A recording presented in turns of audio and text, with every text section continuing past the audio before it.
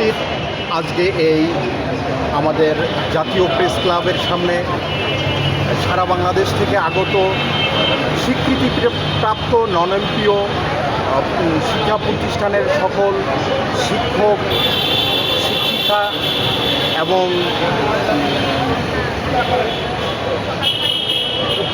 সকলের প্রতি রইল আমার নমস্কার এবং আদাব। আমি বিষ্ণুপদ বর্মন। আমি এসেছি সুদূর কুড়িগ্রাম জেলার রাজারহাট উপজেলা থেকে। আজকে আমি এই প্রেস ক্লাবে অবস্থান করতেছি। আমার প্রতিষ্ঠানের বয়স চলতেছে 27 বছর এবং আমি সেখানকার ফাউন্ডার টিচার। এই 27 বছর থেকে আমি কিন্তু বিনা পয়সায় শ্রম দিয়ে যাচ্ছি। তো ইতিপূর্বে আমরা গত ফ্যাসিস্ট সরকারের সময় অনেক আন্দোলন করেছিলাম 18 সালে এবং 18 সালের আগেও আন্দোলন করেছিলাম।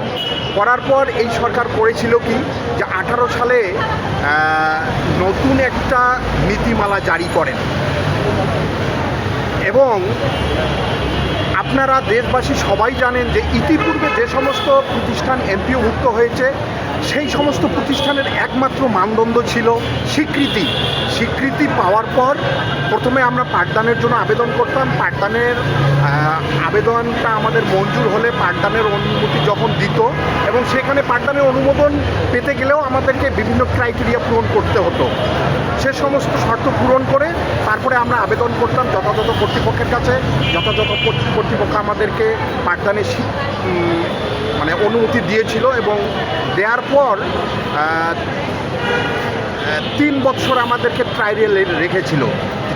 3 বছর আমাদের যাবতীয় কার্যকলাপ রেজাল্ট থেকে শুরু করে অবকাঠামো ম্যানেজিং কমিটির সমস্ত কিছু ভালোভাবে পর্যবেক্ষণ করার পর যদি আমরা সন্তোষজনক তাদের যে সমস্ত শর্তাবলী সেগুলো যদি পূরণ করতে পেরেছিলাম তারপরেই কিন্তু সরকারের যথাযথ কর্তৃপক্ষ আমাদেরকে স্বীকৃতি দিয়েছিল। আর স্বীকৃতি দেওয়া মানে একটা প্রতিষ্ঠান কিন্তু হয়ে যাওয়া। তো কিন্তু গত ফ্যাসিস্ট সরকার কি করেছিল 18 সালে এই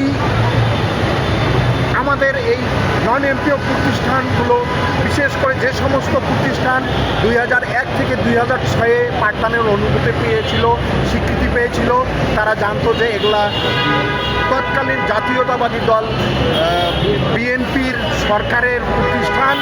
এই প্রতিষ্ঠানগুলোকে কিভাবে বাইরে রাখা যায় এর জন্য কিছু তালবাহানা এই নীতিমালা এইভাবে আমাদেরকে আটকিয়ে রেখেছে। তো বিগত সময়ে যেমন নোবেল লরিয়েট ডক্টর মোহাম্মদ ইউনূসের সময়ে আমরা তিনবার আমরা প্রেস ক্লাবে এসে এই আন্দোলন করেছিলাম।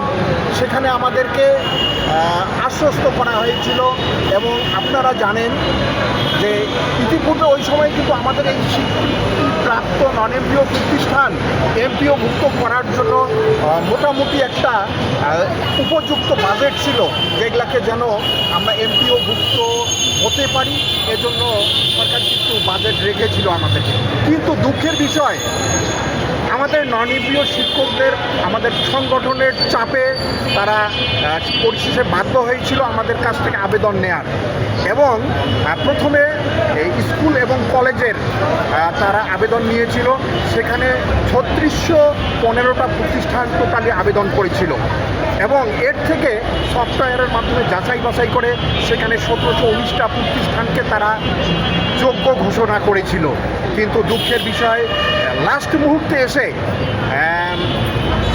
এছাড়াও কারিগরি এবং মাদ্রাসার জন্য আবেদনের প্রজ্ঞা দেওয়া হয়, দেওয়ার পরে সেটা স্থগিত করা হয়।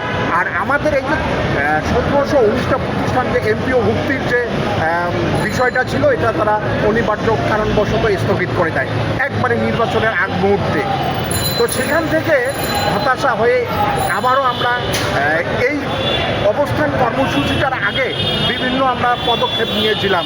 আমাদের নন এমপিও শিক্ষক ঐক্য ফেডারেশনের কমিটির সদস্যবৃন্দ তারা মন্ত্রণালয়ে শিক্ষা মন্ত্রণালয়ে বিভিন্নভাবে যোগাযোগ করছে যে আমাদেরকে এই কষ্ট থেকে যেন আমরা রেহাই পাই।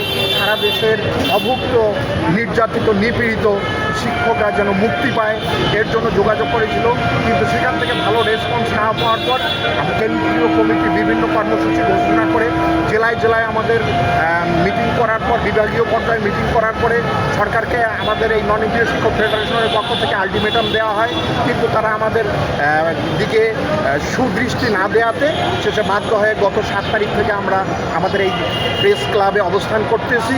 এবং আমি আপনাদের মাধ্যমে দৈনিক সময়ের চিত্র মানে অনলাইন মিডিয়ার মাধ্যমে বাংলাদেশের সকল স্বীকৃতিপ্রাপ্ত সকল শিক্ষককে আমি বলবো যে আমরা কিন্তু জীবন্ত লাশ হয়ে আছি। আমরা 15 থেকে 20 বছর 30 বছর পর্যন্ত না খেয়ে বিনা পয়সা শ্রম দিয়ে যাচ্ছি। তো এখন আমরা এমন একটা পর্যায়ে এসে পৌঁছেছি, দেখেন এই মুহূর্তে আমরা কিন্তু আর কোথাও যেতে পারবো না। আমাদের এই যে শিক্ষকতা একটা মহান পেশা, যেখানে মানে জাতি গড়ার কারিগর আমরা, যেখান থেকে আজকের শিশুরাই দেশের ভবিষ্যতে এবং আমাদের প্রতিষ্ঠান থেকে বিভিন্ন স্টুডেন্টরা আজকে দেশের বিভিন্ন গুরুত্বপূর্ণ সেক্টরে তারা দেশের সেবা করে যাচ্ছে, কিন্তু আমরা এই অসহায় শিক্ষকেরা এখন পর্যন্ত বিনা বেতনে অর্ধাহারে জীবনযাপন কষ্টের মধ্যে দিনাতিপাত করতেছি। তো আমি শিক্ষামন্ত্রী তথা আমাদের সুযোগ্য প্রধানমন্ত্রী জননেতা জনাব মোহাম্মদ তারেক রহমানের দৃষ্টি আকর্ষণ করে বলবো যে দেখেন, আপনিও কিন্তু খুবই নির্যাতিত হয়েছিলেন। দীর্ঘ 17টি বৎসর আপনি আমাদের দেশে আসতে পারেননি।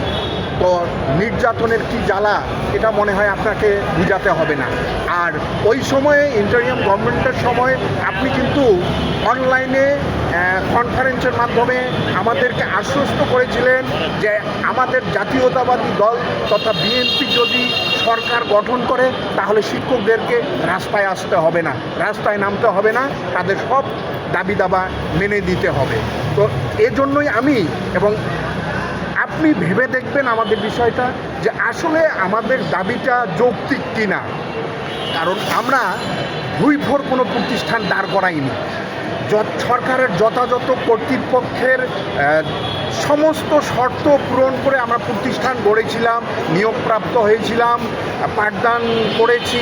আমাদের শিক্ষক, আমাদের স্টুডেন্টরা আজকে দেশের বিভিন্ন জায়গায় তারা দেশের সেবা করতেছে, কিন্তু আমরা এখনও অভুক্ত। তাই আমি সবিনয়ে আবেদন করব যে আমাদেরকে এভাবে আর কষ্ট দিবেন না। দয়া করে আপনি আমাদের এই নন এমপিও, গোটা বাংলাদেশের নন এমপিও যে সমস্ত প্রতিষ্ঠান আছে স্বীকৃতিপ্রাপ্ত, এই সমস্ত প্রতিষ্ঠানের এমপিও দিয়ে আমাদের দুঃখ দুর্দশা লাঘব করবেন, এই বলে আমি আমার সংক্ষিপ্ত বক্তব্য শেষ করছি। ধন্যবাদ সবাইকে।